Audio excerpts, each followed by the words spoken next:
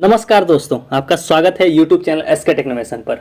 ये वीडियो बहुत ही ज़्यादा इंपॉर्टेंट होने वाली है। मैं पहले आपको बता देता हूँ, तो वीडियो में एंड तक बने रहना। इसमें हम लोग क्या क्या कवर करेंगे उसकी एक समरी मैं आपको बता देता हूँ।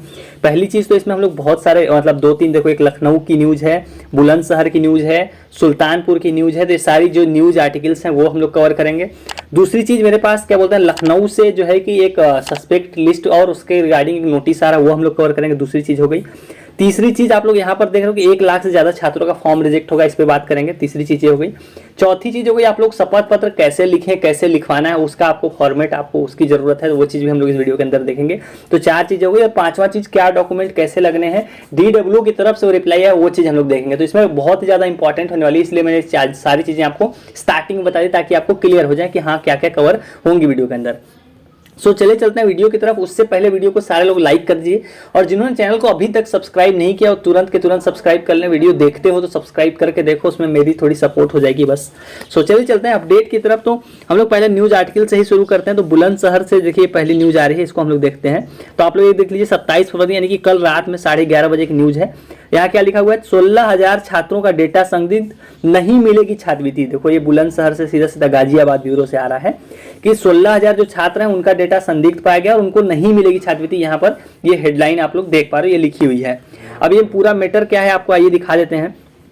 सरकार की ओर से चलाई जा रही दसमोत्तर छात्रवृत्ति के 16,672 विद्यार्थियों की छात्रवृत्ति का डेटा संदिग्ध पाया गया। मतलब यहाँ पे बोल रहे हैं वो सस्पेक्ट डेटा की बात कर रहे हैं।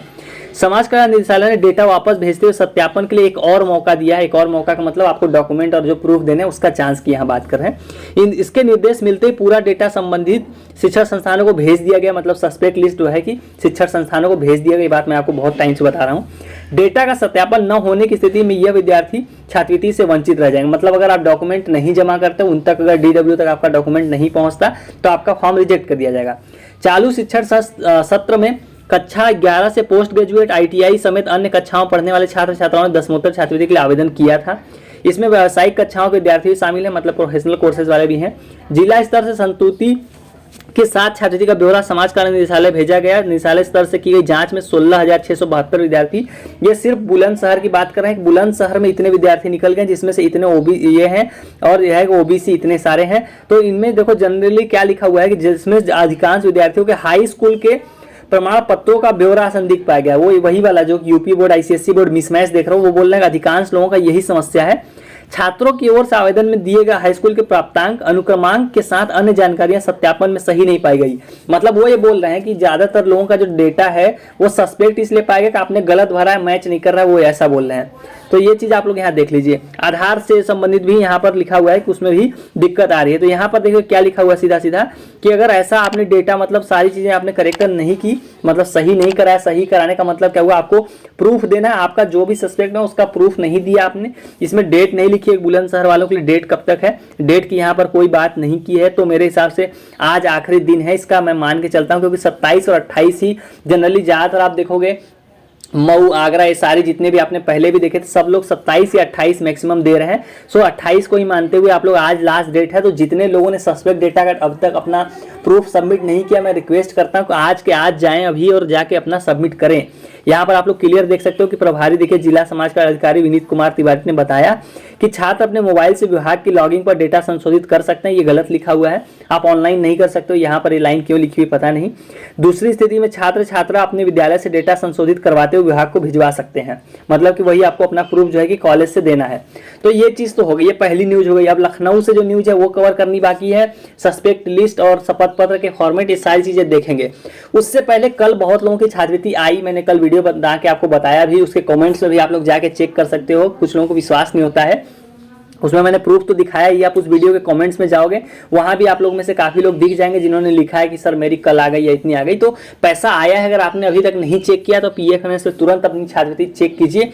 वो कैसे चेक करना आइए मैं वो आपको बता देता हूँ।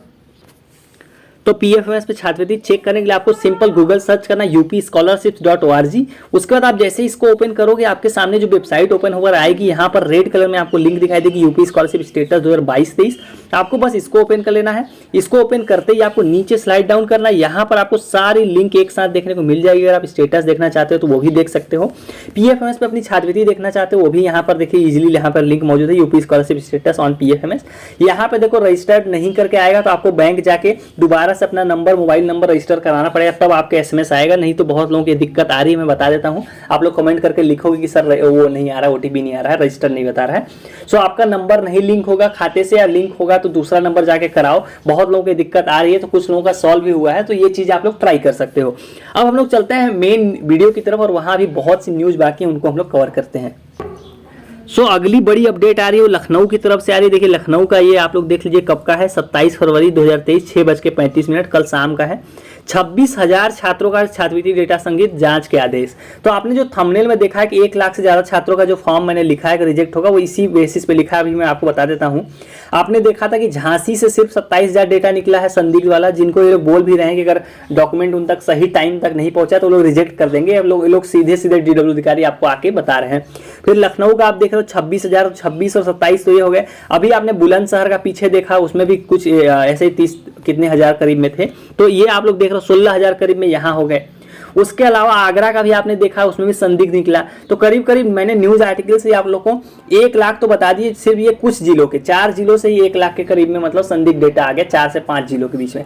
तो 1 लाख से ज्यादा लोगों का सस्पेक्ट में डेटा ये लोग रिजेक्ट करने वाले हैं इस बार। तो इस बार काफी कड़ाई से लोग काम करेंगे, इसलिए मैं आपको बता रहा हूँ कि आज आखिरी मौका है। आखिरी मौका थंबनेल में आपके लिए इसीलिए लिखा हुआ ताकि आप लोग में से मेरे जितने भी व्यूअर हैं, कोई एक भी ऐसा ना रहे जो डॉक्यूमेंट अपना सबमिट ना करे। क्या डॉक्यूमेंट सबमिट करना ये मैं ऑलरेडी आपको बता चुका हूं वीडियो के थ्रू, टेलीग्राम चैनल पे ऑलरेडी आपको सब कुछ अवेलेबल करा चुका हूं कि आपको देना क्या क्या डॉक्यूमेंट है, तो उनका तो सवाल ही नहीं रहा। अब इसको पढ़ लेते हैं कि क्या है ये पूरा मामला। देखो, समाज कल्याण अधिकारी ने कॉलेजों से मांगी रिपोर्ट, सभी प्रवर्तकों की होगी जांच। ये है क्या बोलते हैं रायबरेली, यहाँ ये लखनऊ की बात हो रही है यहाँ पे। तो डिग्री कॉलेजों व अन्य शैक्षिक संस्थानों में अध्ययनरत छात्रवृत्ति एवं शुल्क प्रतिपूर्ति के 26,091 छात्रों का डेटा संदिग्ध मिला है। ये सिर्फ एक जगह की बात हो रही है और मेरे हिसाब से रायबरेली की बात हो रही है। समाज कल्याण निदेशालय के स्तर पर जांच में मामला पकड़ में आने के बाद समाज कल्याण विभाग ने सभी कॉलेजों से पत्रावली तलब की है, मतलब सस्पेक्ट लिस्ट भेज के कॉलेज को 3 दिन का समय दिया गया। चलो एक चीज अच्छा है कि ये जहां का भी हम लोग देख रहे हैं, ये मेरे हिसाब से या तो लखनऊ की है या फिर रायबरेली की, यहाँ पर क्लियर लिखा नहीं हुआ है क्योंकि हेडिंग में यहाँ लखनऊ न्यूज़ लिखी हुई है और जब आप इसको यहाँ पढ़ रहे हैं हम लोग तो रायबरेली यहाँ लिखा हुआ है। सो ये जहाँ का भी हो अभी हम लोग देख लेंगे। लखनऊ का मेरे पास वैसे नोटिस भी है तो उसमें पता चल जाएगा। सो 3 दिन का समय की बात कर रहे हैं, मतलब कि 2 मार्च तक का समय है रायबरेली या फिर लखनऊ के लिए। अभी हम लोग देख लेंगे, मेरे हिसाब से रायबरेली के लिए है। तो जितने रायबरेली वाले उनके पास 2 मार्च तक का टाइम है कि अपना सारा डॉक्यूमेंट जो है कि आपको कॉलेज में ले जाके दे देना है। तो ये सारा डेटा यहाँ पर अगर आप नहीं देंगे तो यहाँ पर देखिए निरस्त कर दिया जाएगा। वो चीज़ भी यहाँ पर इन्होंने देखिए लिख दिया है क्लियर कट। और ये बोल कौन रहा है, ये देखिए डॉक्टर वैभव त्रिपाठी जो जिला समाज का अधिकारी हैं, ये उनके ही बोल हैं। उन्होंने ही बोला है कि अभिलेख न मिलने पर निरस्त होगा आवेदन। निदेशालय से सभी जातियों का छात्रवृत्ति से संबंधित करीब 26,000 संदिग्ध डेटा उपलब्ध कराया गया है। मामले में सभी कॉलेजों से आवेदनों के संबंध में पूरा ब्यौरा मांगा गया है। अभिलेख न मिलने पर आवेदनों को निरस्त कर दिया जाएगा। मतलब अगर आप सोच रहे हो कि आपने डॉक्यूमेंट नहीं दिया तो आपका वेरीफाई होगा, तो मैंने आपको कल भी बताया था ये चीज कि आपका रिजेक्ट कर दिया जाएगा। जब भी सस्पेक्ट में है अगर तो आपको जरूर से डॉक्यूमेंट देने हैं, नहीं तो आप रिजेक्ट में आ जाओगे, फिर आपको अगले साल ही छात्रवृत्ति मिलेगी। तो ये दूसरी न्यूज हो गई। अब तीसरी हम लोग कवर करते हैं, ये भी बहुत इंपॉर्टेंट है। ये देखिए सुल्तानपुर से आ रही है। स्टूडेंट फेडरेशन ऑफ इंडिया ने जो है कि कुल मिला के प्रदर्शन किया समाज कल्याण में कि भाई उनका जो है कि आप लोग देख रहे हो डेटा काफी टाइम से पेंडिंग में पड़ा हुआ, तो उसके रिगार्डिंग देखिए इन्होंने प्रदर्शन किया और विरोध प्रदर्शन करके इन्होंने बताया कि देखिए इसके जो प्रदेश सचिव हैं विक्रम सिंह ने बताया कि समस्या 1 माह पूर्व थी वही समस्या बरकरार है। मतलब स्टेटस चेंज नहीं कर रहे हैं, 1 महीने हो गए सेम ही स्टेटस है। तो उस पर इन्होंने बोला कि छात्रों ने संशोधन करने के बाद अपना कागजात कॉलेज में जमा कर दिया था, लेकिन अभी तक समाज कल्याण विभाग ने वेरीफाई नहीं हुआ है, मतलब वहाँ DW से वेरीफाई नहीं हुआ है। छात्रों की सभी कागजी औपचारिकताएं बिल्कुल सही हैं, फिर भी गलत दिखाया जा रहा है। मतलब कि सब कुछ सही होने के बाद भी सस्पेक्ट में दिखा रहे हैं, वही चीजें लोग बोल रहे हैं। इसके लिए सीधे तौर पर समाज कल्याण जिम्मेदार है। उन्होंने कहा विभाग की ओर से जानबूझ कर छटनी का प्रयास किया जा रहा है, यह सरासर गलत है। संगठन इसे किसी भी कीमत पर बर्दाश्त नहीं करेगा। मतलब उन्होंने उनको वार्निंग दे दिया कि भाई जानबूझ के आप लोग कर रहे हैं, अगर ऐसा आपने नहीं किया, देखिए 10 मार्च तक देखिए लिखा है ना, अगर 10 मार्च तक डेटा वेरिफिकेशन नहीं किया गया तो SFI संवाद नहीं करेगी। मतलब वो लोग आर पार की लड़ाई, मतलब उन्होंने कुल मिला के वार्निंग दे दिया है DWO को कि अगर आपने मतलब एक तो फीस ज़्यादा है हम लोगों की और जानबूझ के आप डेटा गलत निकाल रहे हो, सस्पेक्ट निकाल रहे हो, ऐसे अगर आप फॉर्म रिजेक्ट करोगे तो जो आप लोगों की और मेरी बात है, छात्रों की बात है, उन्होंने कुल मिला के DWO को क्लियर कट बता दिया भाई कि अगर आप ऐसा 10 मार्च तक आपने वेरीफाई नहीं किया, जानबूझ के गलत किया, तो ये लोग मतलब धरना प्रदर्शन करेंगे, वो सारी चीज़ें ये लोग करेंगे। वो ये चीज़ यहाँ पर लिखी हुई है। अब ये दो इंपॉर्टेंट के अलावा तीसरी चीज मैं आपको बताना भूल गया कि DW की कल की डेट में जो है कि बैठक हुई है। उस बैठक में बड़े बड़े मतलब चीजें बात की गई, वो भी हम लोग अब देख लेते हैं लाइन से। इसीलिए मैंने आपको बोला था कि वीडियो इंपॉर्टेंट होने वाली, काफी चीजें कवर करेंगे। इसीलिए इस चैनल पे आप ट्रस्ट बनाए रखो। यहाँ पर आपको जो न्यूज़ दी जाएगी आपको कहीं नहीं मिलेगी। देखिए, छात्रवृत्ति स्वीकृति समिति की बैठक संपन्न, मतलब उन्होंने DW की बैठक, ये देख लीजिए डेट लिख लीजिए फरवरी 27, यानी कल की बैठक हुई है DW की। तो इन्होंने देखिए क्या लिखा, बैठक में हुआ क्या है। आजमगढ़ में बैठक हुई थी।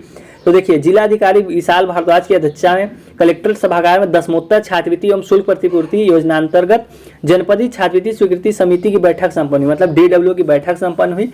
उसमें जिला पिछड़ा वर्ग कल्याण अधिकारी द्वारा समिति को अवगत कराया गया कि अभी इस वर्ष का, मतलब ये इस वर्ष की ही बात कर रहे हैं, इसमें क्या इन्होंने बैठक में क्या बताया गया। देखिए यहाँ पढ़ लेते हैं हम लोग कि जिला पिछड़ा वर्ग कल्याण अधिकारी द्वारा समिति को अवगत कराया गया कि कतिपय शिक्षण संस्थानों द्वारा कतिपय छात्रों की उपस्थिति त्रुटिवश 75% से कम अंकित कर आवेदन फॉर्म को ऑनलाइन अग्रसारित कर दिया जाता है।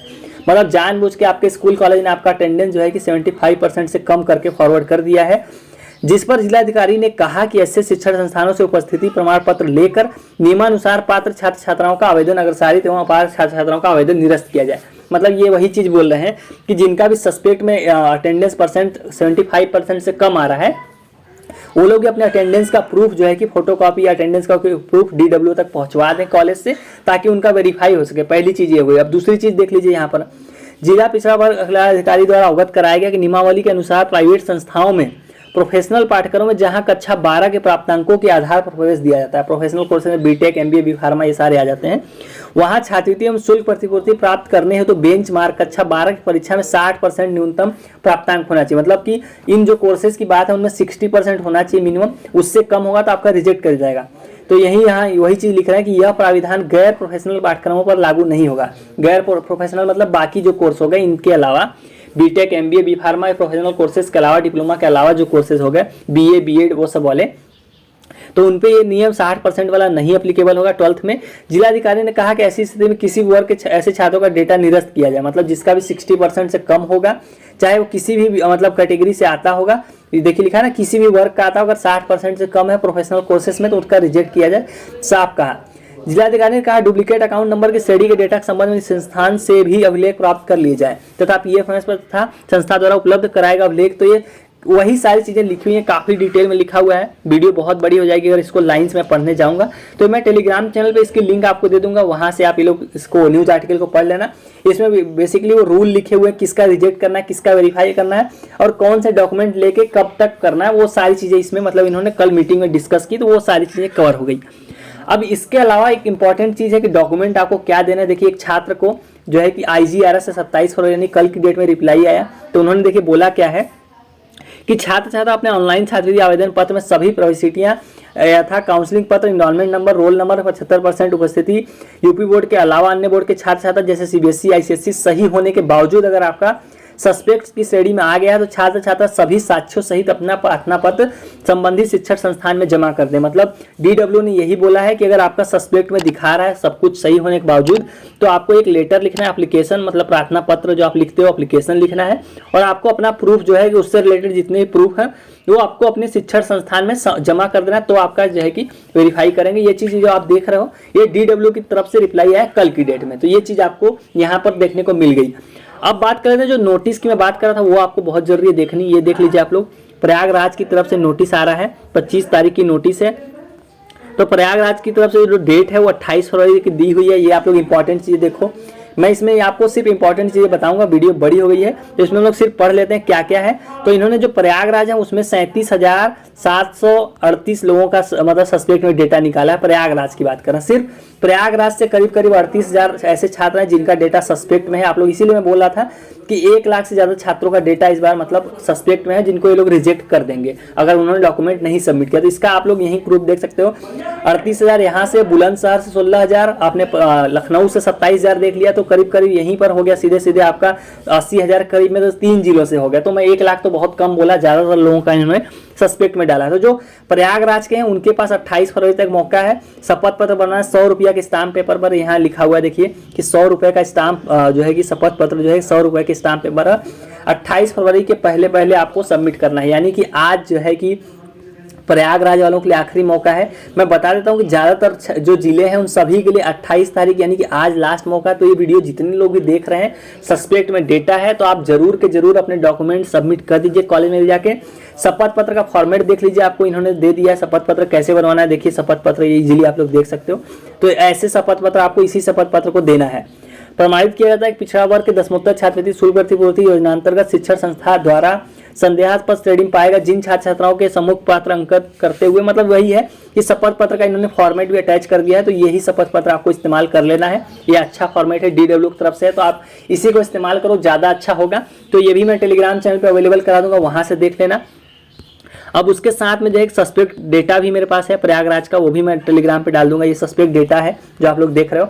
जिन्होंने टेलीग्राम चैनल नहीं ज्वाइन किया, लिंक है नीचे, आप लोग ज्वाइन कर लेना, डिस्क्रिप्शन में लिंक पड़ी है। वहाँ पे मैंने ऑलरेडी सस्पेक्ट लिस्ट मऊ की, काफ़ी जगहों की, मऊ की, आगरा की, बांदा की, मेरे हिसाब से हापुड़ की, और काफ़ी जगहों की मैंने ऑलरेडी वहाँ पे अपलोड कर दी है। तो आप लोग वहाँ देख लेना। आजमगढ़ की, बहुत जगह की, मतलब मेरे हिसाब से 8-9 जिलों की अपलोड हो गई और बाकी की अभी अपलोड करता रहूँगा वहाँ पे। तो वहाँ से आप लोग जुड़ जाओ, वहाँ पे ही काफ़ी चीज़ें टेलीग्राम चैनल से तो आप लोग जरूर जुड़ जाओ।